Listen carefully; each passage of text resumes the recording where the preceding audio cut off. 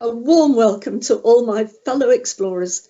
It's been tremendous, hasn't it, to be able to be back on these beautiful ships. I've been so lucky. I've done several cruises in the last few months and looking forward to being away again soon. I hope you've been able to do it too. Now, today we're going to explore something rather special. The various journeys that the Vikings did over a period of about 250 years. That's the age of the Viking Age. Now, the image you see to begin with is that of, it looks like a figurehead of a ship, but it isn't. It's much smaller than that. This exquisite carving was found in the Oseberg ship, the burial that contained two bodies, not of men, but two women, who were probably related and who were buried with one of the wealthiest finds in a ship burial ever, just not far from Oslo. They may be ritual stuff, no one knows. They might have been carried in procession, or it could have been something that was set outside the building when the person who was buried, this very important high status person, when she was in residence, rather like the Queen has the royal standard flying above the buildings where she is. Now we're going to move along to the next to look at the timeline, which is the important element in this. Gives us the idea of the range of the Viking Age from 793 to 1066, almost just around 250 years. We start with the very first raid that's been recorded on the northeast coast of England. We then go on to look at the Icelandic journeys and then looking at eastwards into Russia. That might surprise you, very relevant today actually. And then to an accession to the throne of Norway by King Harald Fairhair at a great battle that was fought just outside of Stavanger. Some of you will have been there and seen the three swords that commemorate the site. And then we look at some of the other events that were going on. The journeys into the east, the journeys then to Greenland and further afield. And then finally we wind up by looking at two battles that took place in 1066, one of which marked the end of the Viking era. So let's go on now to look at what I'm going to be talking about. I've divided it into four different sections. The first one is this shock, the raid on Lindisfarne. Just on behind me, you can see a painting, which is Lindisfarne itself, not of the monastery, but we'll be looking at it in more detail. And then the voyages south by the Danes, east by the Swedes, and then from Iceland to Greenland and to Vinland by the Norwegians, and then the end of the era. So let's move on now and look at Lindisfarne. The image that we have here is the monks, a monk's tombstone, in fact, but a monk who would have been slaughtered, killed by the Vikings that raided. Now, Vikings didn't always get the upper hand of the monasteries. At Jarrow, for instance, they were completely routed and many of them were killed. And in fact, it wasn't the first raid on a monastery. What is interesting is that earlier on, there's been an excavation down in the south of England which shows that a raid there went very much against the Vikings. Why were they raiding? Well, because there was silver, there was gold, there was great wealth, there were manuscripts. These are very valuable, both as gifts and for selling. And we know about it from the letters of one man called Alcuin of York. He was a monk who by this time was in the Holy Roman Empire. He was writing about it, one of his copious letters, hundreds of letters that he wrote, but he was only recording it third hand. And we have to ask ourselves, why did they raid? How did they know that the monastery was there? Well, there had been trading going on across the North Sea for generations, centuries, maybe even millennia. And so word would have got around. The image on the right is the ruins of Lindisfarne Priory. This is not something the Vikings would have known about. This is 300 years later. And it was built, the monastery itself, the one that they had raided, was a much more humble building, probably stone, maybe with a slate roof, perhaps with a turf roof, surrounded by a lot of little buildings in which the monks would have lived. A different sort of monastery, not the sort of monastery we see here. Let's go on now and have a look and see what we're going to see next. This is the area which the Vikings covered, or at least part of the area. But of course, they did not travel over land. They travelled by sea. It was far quicker. You could carry more men, you could carry more goods, more cargo. It was much safer to travel across what could be perilous seas and up the great rivers of Europe, Western Europe. Let's go on, because really we've got a lot of ground to cover. And this next image shows us why the Vikings were motivated. What motivated them? Well, the climate had changed, it had warmed, and crops were flourishing as far north as central Norway.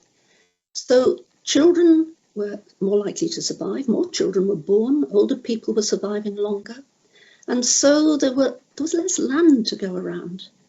It was quite common for the eldest son to inherit his father's farm or his workshops or his fishing boats. But now there would be more than one brother, maybe several brothers. Girls could inherit as well. That's another thing that people tend to forget. So these younger men had to either set up in their own business, or being adventurous and being young men, they wanted to make a quick buck. So raiding a monastery was very, very profitable, very dangerous. It was risky, but it could be profitable. So that was some of the motives, but there are other motives too. Purely curiosity. I live on an island, and as a small child I remember looking across to the land which we could see on a very clear day and wondering what was over there. And I'm sure a lot of the Vikings felt the same. What's over the horizon? What's that land that we have heard about? And something that might surprise you, political refugees. They're not modern, and they relate to the king that I mentioned, King Harold Fairhair. So on we go. We've got a lot of ground to cover here. They travelled by sea, and they were innovative shipbuilders. They were innovative with so many things, not just shipbuilding. The ships that they built were faster, lighter, more manoeuvrable than any of the other ships that had built before. They were built in a completely different way. They were fast. They could, because they were light, they could be portaged around dangerous waters or past rapids, or even from headwater to headwater of the great Russian rivers. And best of all, they were double-ended. That means they were pointed at both ends. So you could run a ship up on the beach very quickly, and you didn't have to turn it round to relaunch it. The next sections that we're looking at now are to do with the travelling, where they went and how they travelled. So let's see what we can see here.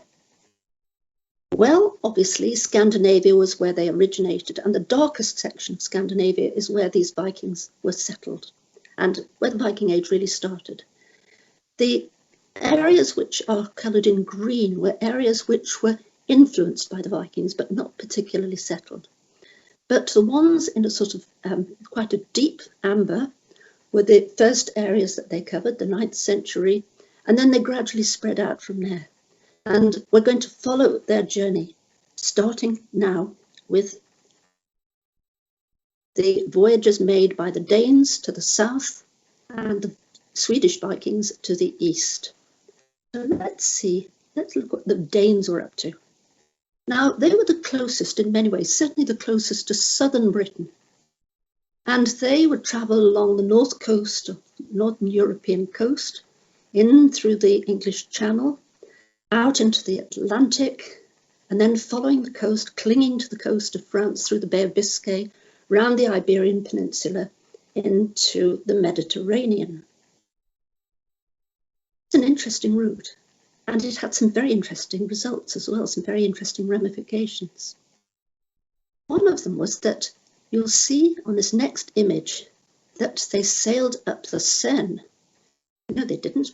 This next image is the King Canute. King Canute, he was the chap who was flattered so much by his courtiers. And they said, "Sir, your majesty, you could do anything you wished." And he said, "No, I can't." And he sat near the tide line and showed that he could not stop the tide. Is that an apocryphal story or not? It's a good one anyway. But by 1016, he was King of England. 2 years later, King of Denmark, and a couple of dozen years after that, he was King of Norway. And you'll see too that he also ruled over quite a lot of the edges of southern Sweden. So now we go on to France and to the Seine. And the Vikings sailed up the Seine to Paris. They besieged on many occasions, to the point where the Frankish king, the Holy Roman Empire, it was Frankish at the time, we now call France, he got a bit fed up with this, as you could expect. And he made an offer to one of the leading Viking warriors of the day, a man called Rollo, R-O-L-L-O. It was an irresistible offer. He would give Rollo the earldom or the dukedom of the northern part of his country, the northern part of France, which included the estuary of the Seine, to be used as a buffer state. And to seal the deal, Rollo was to marry the king's daughter. The king's called Charles the Simple. He wasn't simple at all. It should be translated as Charles the Straightforward, Charles the Direct. He knew what he wanted, and he knew what he could get, how to get it. For Rollo, this was a wonderful offer. He didn't have to do any raiding. Suddenly he was master of a huge area of northern France, very, very fertile, and controlled the English Channel. And he started a dynasty there. And 4 generations later, one of his great-grandsons was called William, Duke of Normandy. We'll come across him later on. Changed the history of the Western world. Then we come to another character. Very different, this man. A chap called Hastein. And we look at this image of him, which we see on the slide. On the right there, he was ruthless. He was the archetypal Viking warrior. He was not someone that you'd want to meet. He was a mercenary, first and foremost. He led armies. He invaded countries wherever he could, France. And in this particular one, this raid where he sailed into the Bay of Biscay, down into the Mediterranean, with the sole purpose of attacking Rome. Now, he overwintered in the south of France, not a bad idea, and then he set off for Rome, and he had a cunning plan. He was going to pretend to be dead, but having converted to Christianity, his men were to take him into Rome, where he wanted to be buried in the Holy City. So far, so good, except it wasn't Rome. It was a small port in the north of Norway called Luna, or Luni, which it appears on here. That was one of his less successful raids, but he was involved with Alfred the Great during that period of the Anglo-Saxon Wars. As I say, he would go and fight wherever anyone would pay him to fight. Now let's move on to the Swedes. We shall see them, they're travelling east because they were on the Baltic. So this map that we've got now shows the areas they went. They sailed across the Baltic up through the Gulf of Finland to where St. Petersburg is now, and then along the great rivers of Russia. And there they were started by trading and raiding, of course, but their trading was with slaves, with furs, and strangely enough, with beeswax and honey. And they sailed along these great rivers, and to protect this trade route, they then conquered the people. They conquered the Slavic tribes, who were living in Belarus and Ukraine and Russia, of course, which was the first place they came to. In fact, these Swedes were known as the Rus, R-U-S, and it was they who gave the name to Russia. So their travelling was very important. They were linking up with Constantinople. This was the important contact through the Black Sea. Constantinople was the capital of the Byzantine Empire. And it was a very important area because it was the link with the Silk Road. Now, the figure that we see in the next image is Rurik. He is one of the greatest of the leaders of the Rus. He was a great chieftain.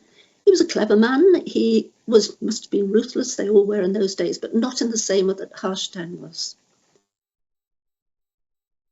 He founded a dynasty, 21 generations long, right through to the Duchy of Moscow, only to be succeeded by the Romanovs, so a very important figure in the history of Russia. And if we move on next to the story of Constantinople. Now, the arrangements with Constantinople to begin with were very comfortable, very happy. But then when we get to the year 860, Constantinople, the capital of the Byzantine Empire, which was the other half of the empire ruled by the Romans. The Roman Empire, of course, had long since disappeared, but the Byzantines kept on going. And in the summer of 860, the emperor and his army were away fighting a war in Central Asia, and the navy was actually in the Mediterranean tackling the problems of pirates. So the Rus, the Kievan Rus particularly, and Kiev was one of the cities that was founded, very much in the news at the moment, very sadly, along with Dubrovnik as the two great trading ports. So Constantinople was attacked, but the Rus never managed to get through the walls. They never managed to break down these wonderful walls which protected the city. But they did a huge amount of damage in the surrounding areas and some of the ports nearby. A century or two later, the Varangian Guards were set up. These were the personal bodyguard of the emperor, the Byzantine emperor. And they were drawn mainly at this stage from the Swedish Vikings, who were wonderful fighters. They had to renounce any inheritance that they might have back at home, and their only loyalty was to be to the emperor. They were tall, they wore their hair long, and in their left ears they wore rubies. Rather impressive. There were 6,000 of them, and they were the emperor's personal bodyguard. Well, we've got a lot of ground to cover, so let's move on, and we'll look at them moving further into Central Asia, trading and raiding as they were going, and also into Persia, modern-day Iran. And in Persia, they found some wonderful things. They found that the Persians were making steel. Until now, weapons and tools have been made of iron, but steel, of course, is much stronger. And if you want to defend yourself in battle, it's much more likely that you'll get through. An iron sword might actually shatter if you're not careful. They were trading with coins. They came across coins, but they weren't using them as currency. They were using them for weight. So this hoard that was found near York would consist of what was known as hack silver, because it would be weighed out. It was weight for weight, not the value of the currency itself. In Persia, they also found the technique for strengthening glass. Until now, Roman glass had been used in the Western world, and it was very fragile. It could only make small objects, and you couldn't make large windows.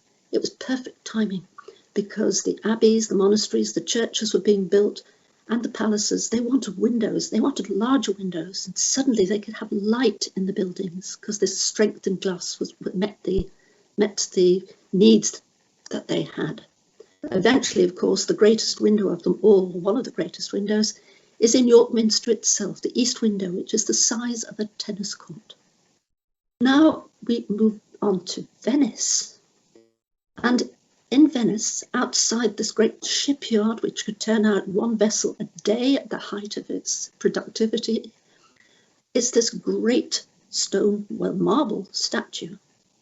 It was looted from Piraeus, the port for Athens, around the year 1670.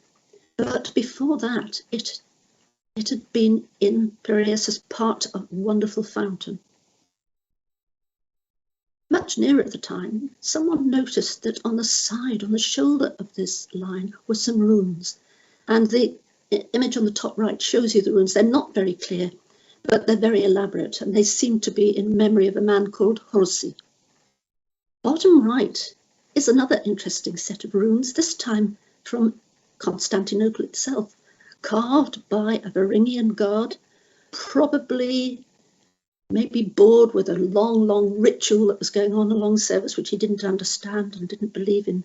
And he carved this, simply saying, I carved this, nothing more than that. So let's move now to Norway, because this is what we're really looking at, this amazing journeys from Scandinavia to Iceland to Greenland to Vinland.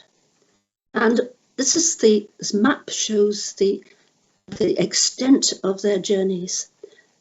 They first of all, of course, travelled to the British Isles, and it may surprise you to know that Bergen is almost on exactly the same latitude as the northernmost island of the British Isles, Shetland.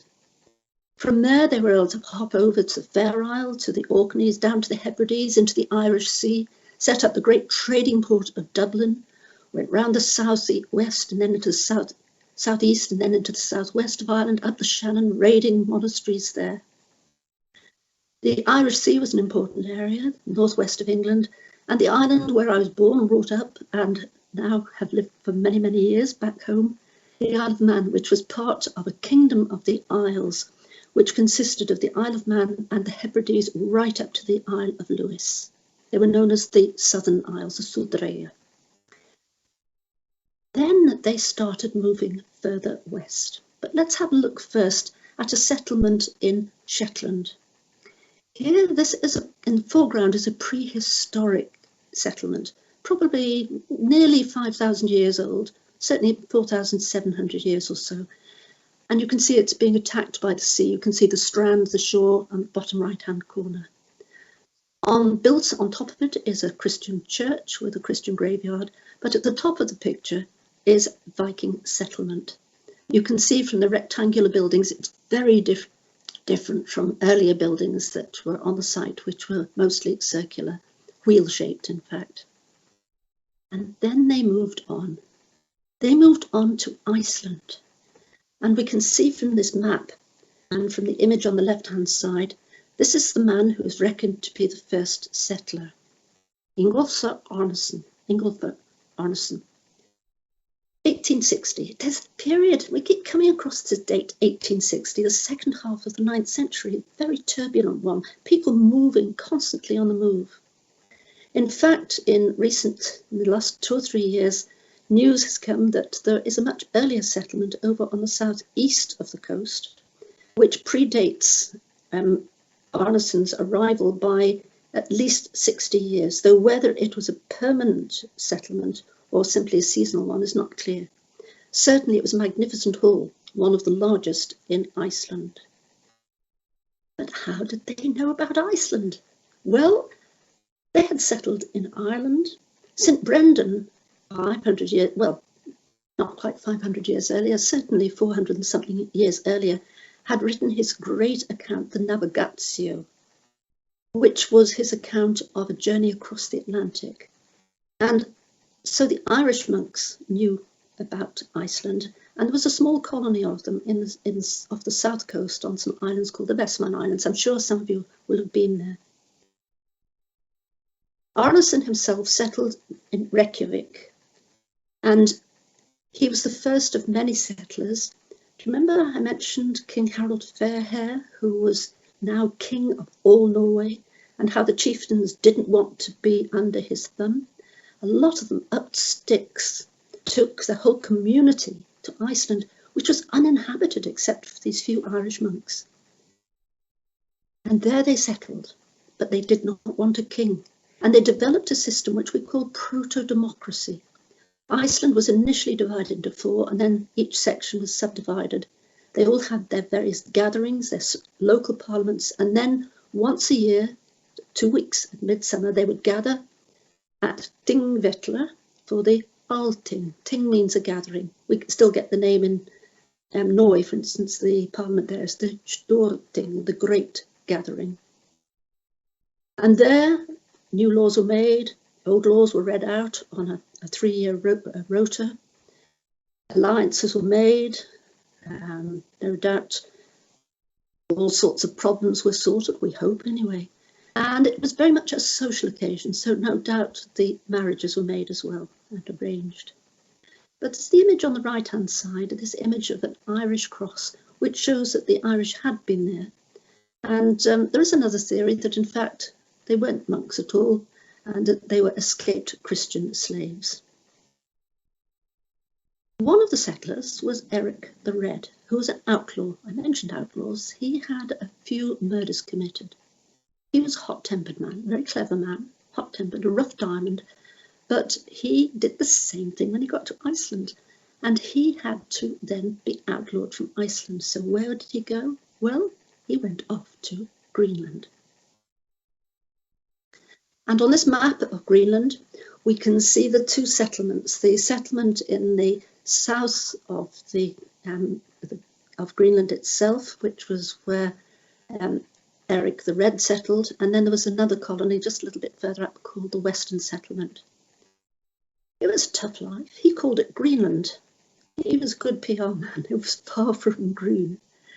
But eventually, nearly 300 farms were set up. They kept livestock, cows, sheep, goats, pigs, grew some grain, but most of the grain had to be imported from the Scandinavian homelands.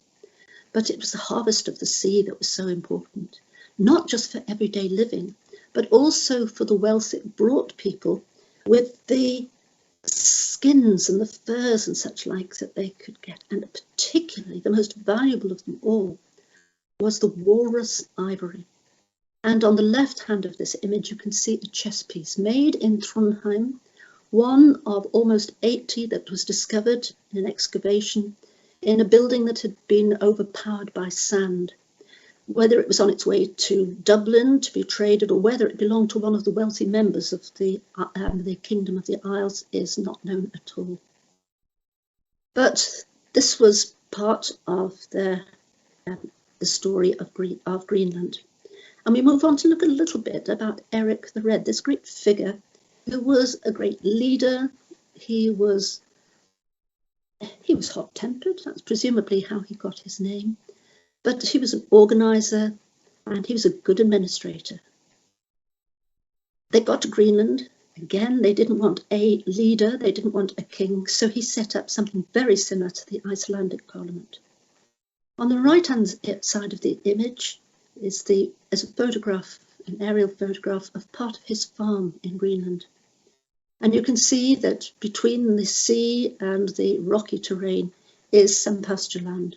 And on that pasture land is a church, which was built after Eric the Red's death. I'll come to that and mention that a little bit later. Now, this wasn't the end of their travels. We'll see from the next stage of the story that there was a man called Bjarni Herjolfsson. He was a merchant, trader, and he was blown off course on his route from Iceland to Greenland. And there in the far west, he saw land. Now, he was a trader. He didn't want to stop and explore because he wanted to make his profit and get back to Greenland and sell the goods and get his money. So he went back. He told them about what he'd seen, but there was no great move towards it for some time until we come next to Eric the Red again. And he sets off, not Eric the Red himself, but his son, Leif Erikson, Leif, son of Eric the Red. He was intrigued by this. He wanted to make his way and find what was going on in this new land. Who knew what was there? So he seems to have sailed along the west coast of Greenland up to Baffin Island, which was very bleak, as we shall see in a moment or two, Labrador, which had trees, it had timber. Until now, they'd had to import all their timber from Western Europe. And then further south, pasture land in a place which we now call Newfoundland. Look at these next photographs. We can see here the great barren land of what we now called Baffin Island, which he called Markland. So, no, he didn't. He called it Helluland, didn't he? Markland was Labrador, which where the trees were, and this wonderful pasture land of a place he christened Vinland, because they thought they had found vines, certainly something they could make wine of. Now, he went back to Greenland. He realised that it wasn't going to be a great profit. And so he then goes back to Greenland, but Thorfinn Karlsefni, one of his same generation, he decided he might have a go at it. He was spurred on by his wife Gudrid, who we can see here. And they travelled across to Newfoundland, to Vinland, where they made a settlement which we now call Las Meadows. I want to talk a little bit about Gudrid. She was an astonishing woman. They were there for some time, not many years, because it wasn't a place they could settle. They had problems with the indigenous people, and they decided to go back to Greenland. But before that, she was the first woman to have given birth to a European child in North America. They went back to Greenland, but she got the wanderlust. She became Christian. She wanted to go to Rome, thousands of miles away, a perilous journey indeed. And she made the journey to Rome, came back. And that church that I mentioned on Eric the Red's property, that was built for her by her son, Snorri. Let's move on several centuries now, many centuries, a millennium in fact. And here we've got a couple, Helga and Anna Stina Ingstad. He was governor of he was Danish, governor of part of Greenland, and he had this theory about Lance or Meadows. It was known locally as the Indian village, but he knew that these foundations that still remained, these were rectangular. Remember, rectangular buildings were not common at the time, certainly not in North America. So he and his wife excavated here. They found this astonishing site, undoubted proof that it was a Viking site, that there was iron workings there was a forge, there were all sorts of things that proved that it was Viking artifacts. And in the last few months, timber has been analysed from the site by the dendrochronologists, the tree ring experts, and they have been able to confirm absolutely that this site was occupied and timber that had been grown 20 or 30 years before was on the site. So that was an exciting thing. If you ever go there, also be conscious that there was something very special. It blew my mind when I saw it. Go back 90,000 years to the movement out of Africa. Some tribes moved east into Asia, across the ice bridge to North America and spread out over North America itself. Other tribes moved west into the Black Sea, up the Danube, and eventually ending up on the edges of the Atlantic, northwest Europe, including the Vikings.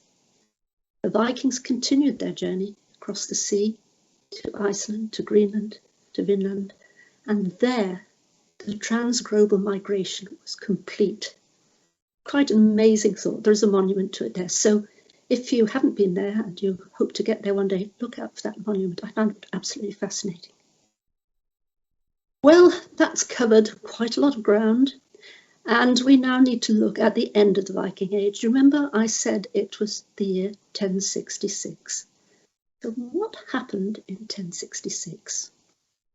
Well, if we go back, why did the Viking Age decline? Well, certainly there were great assimilators. Apart from the Swedes who conquered Russia and Belarus and the Ukraine, most of them were settlers. They intermarried with the local girls, and very often the second generation had Celtic or names belonging to the region wherever they were, and they had become Christian by then.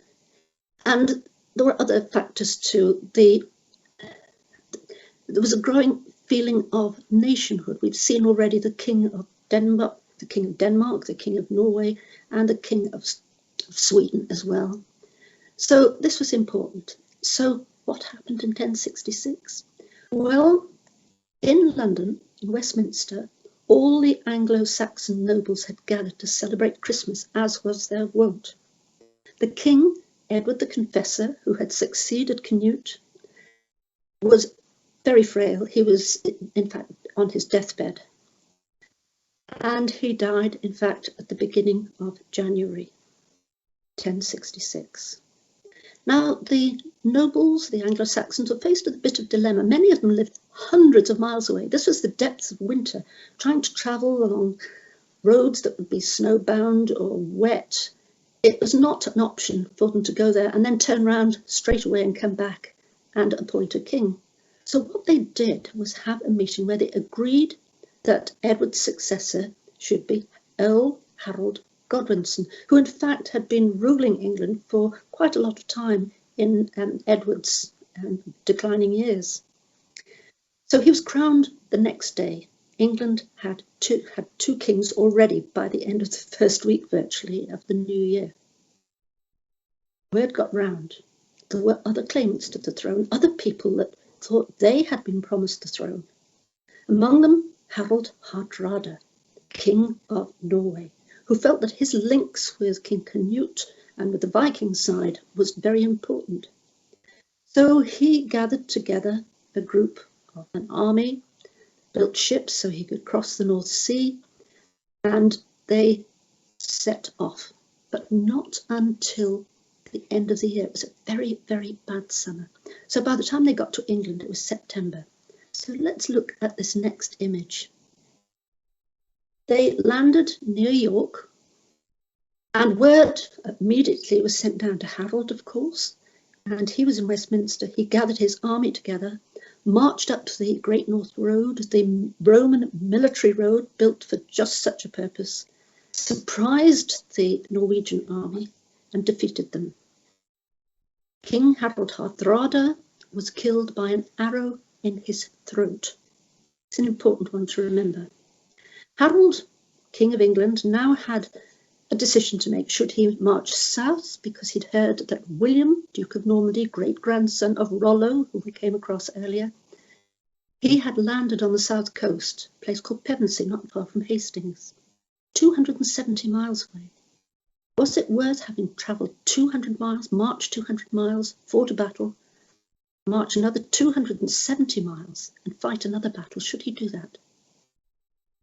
Well, his mother advised him against it, but he didn't take his mother's advice. He travelled south, surprised the Norman army, and we look at the next image here of the Norman army from the Bayeux Tapestry. Surprisingly, he surprised the Norman army. They weren't ready for him. He got the high ground. King Harold of England got the high ground. The French, the Norman French, were on horseback. They were cavalry. They charged up this hill time and time again, but couldn't break the shield wall, until word suddenly got round, a rumour got round that William, Duke of Normandy, had been unhorsed, and with his death would mean that the battle was over. In fact, it was a false rumour. The Anglo-Saxons broke their shield wall, rushed down the field, and were slaughtered, including the figure on the right, far right, who's just about to fall down, who is King Harold. Not the figure to the left of the horse, who has his hand raised towards his eye and seems to have an arrow in his eye.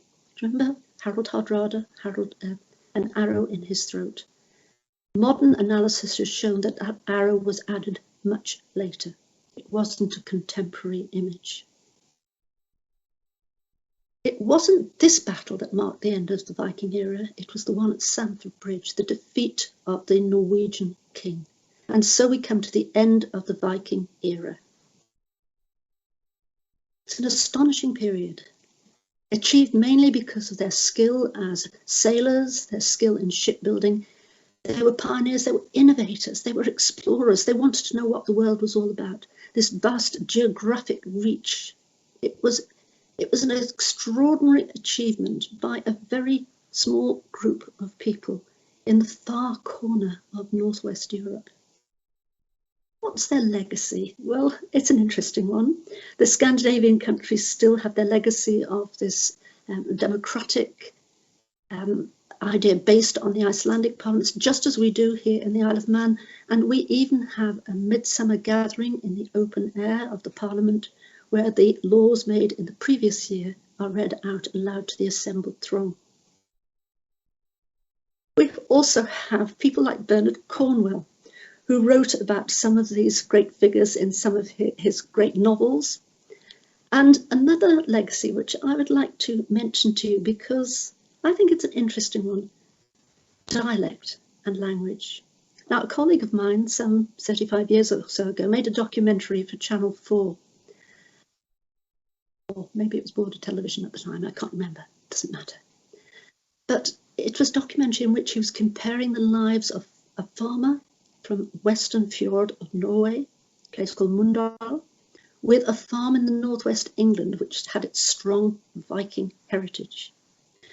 The documentary, of course, was in English, but there was a moment which didn't reach the programme itself because the producer thought people would not be interested from it. It was the most valuable thing of the whole thing.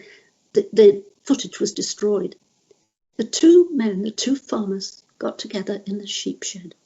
They got so engrossed in what they were talking about that they each lapsed into their own dialects, and they could understand each other perfectly well 1,000 years after the Vikings had technically left. Very interesting story, I think. And I see all around us the influence of the Vikings, these great, wonderful carvings, which have a lot of people think are Celtic, but there was such an interplay between the Celts, the Irish particularly, the Scots, and the Norwegian craftsmen, that it's sometimes difficult to tell if something is Norwegian, Scandinavian, or British. I hope you've stayed with me.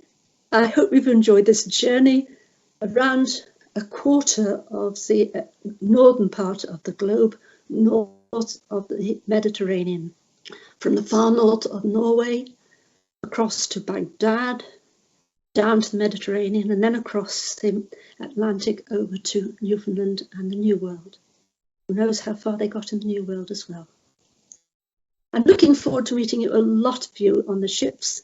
I'm very lucky, I've got quite a few cruises coming up. So please, if you see me, please come out and talk. This is one of the best parts of being on a Viking Ocean cruise. Look forward to your questions too. Thank you. Goodbye.